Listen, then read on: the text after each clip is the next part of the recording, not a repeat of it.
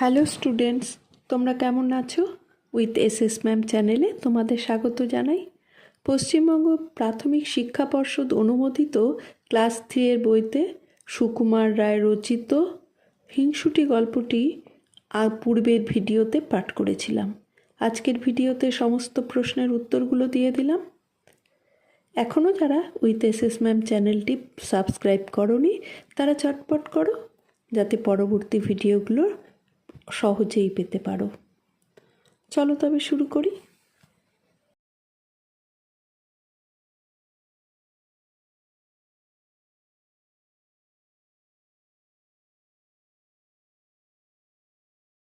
সুকুমার রায়ের জন্ম 1887 সালে।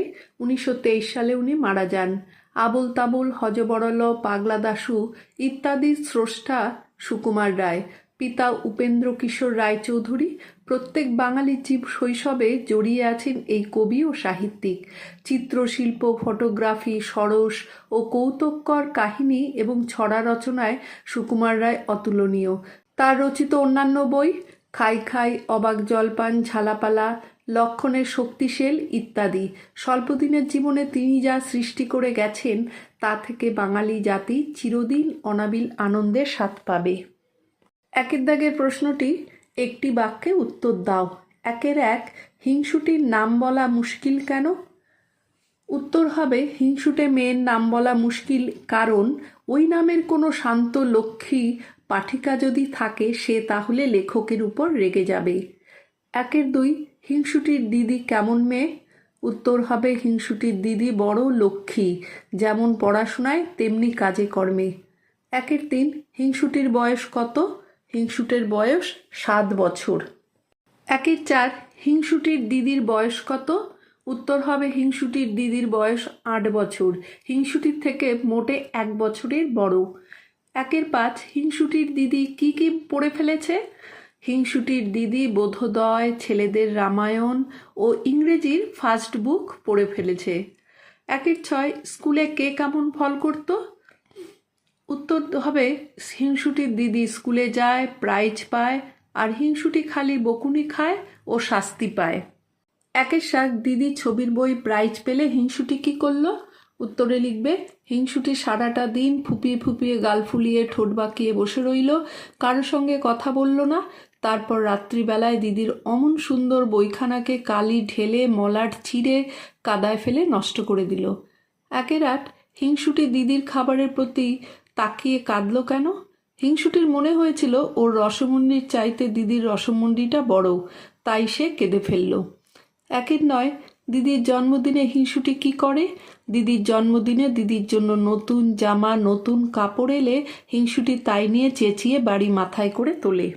10 একদিন হঠাৎ হিংসুটি মায়ের আলমারি খুলে কি দেখলো? উত্তরে লিখবে, একদিন হঠাৎ হিংসুটি তার মায়ের আলমারি খুলে দেখে কি, লাল জামা গায়ে, লাল জুতো পায়ে, টুকটুকে রাঙা পুতুল বাক্সের মধ্যে শুয়ে আছে।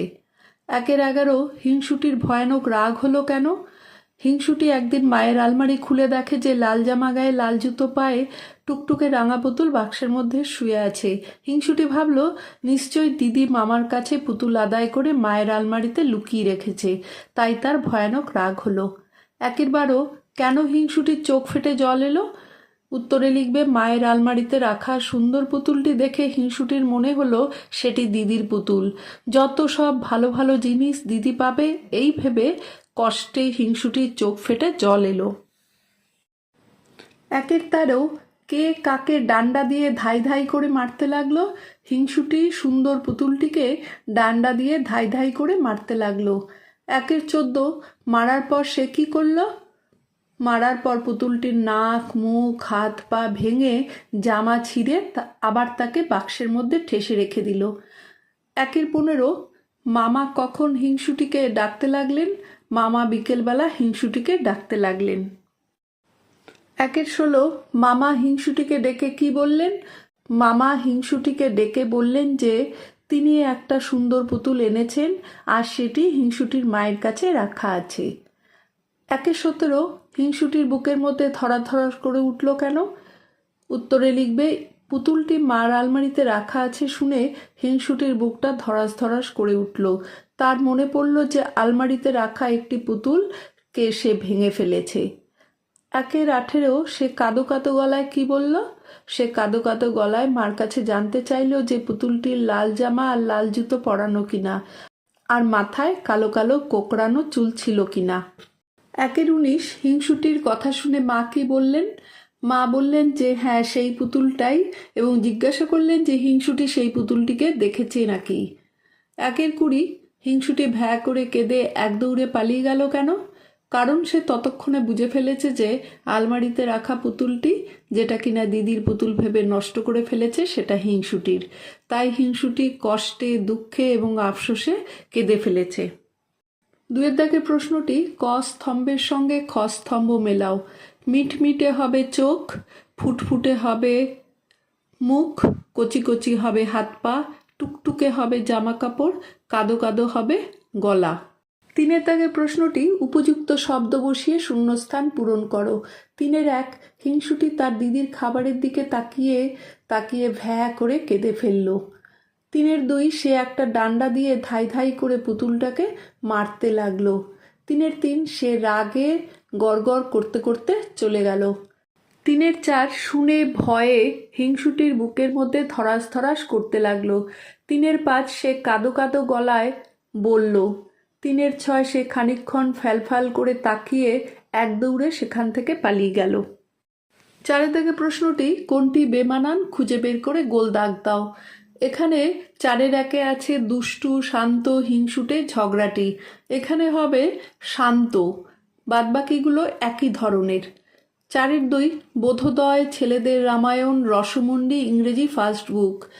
প্রত্যেকটি একটা বইয়ের নাম, কিন্তু রসমুন্ডি এখানে একটি মিষ্টি, সেজন্য ওটাই হবে বেমানান। 4-3 নাচতে নাচতে, ফুপিয়ে ফুপিয়ে, গাল ফুলিয়ে, ঠোঁট বাঁকিয়ে। এখানে ফুপিয়ে ফুপিয়ে, গাল ফুলিয়ে, ঠোঁট বাঁকিয়ে একই ধরনের, কিন্তু নাচতে নাচতে হলো একটু অন্যরকম, তাই এটি হবে বেমানান। 4-4 মা মামা দিদি হিংসুটি। এখানে মা মামা দিদি প্রত্যেকটি একই ধরনের সম্পর্ক, কিন্তু হিংসুটি এখানে আলাদা। 4-5 বাক্স, আলমারি, মলাট, পুতুল।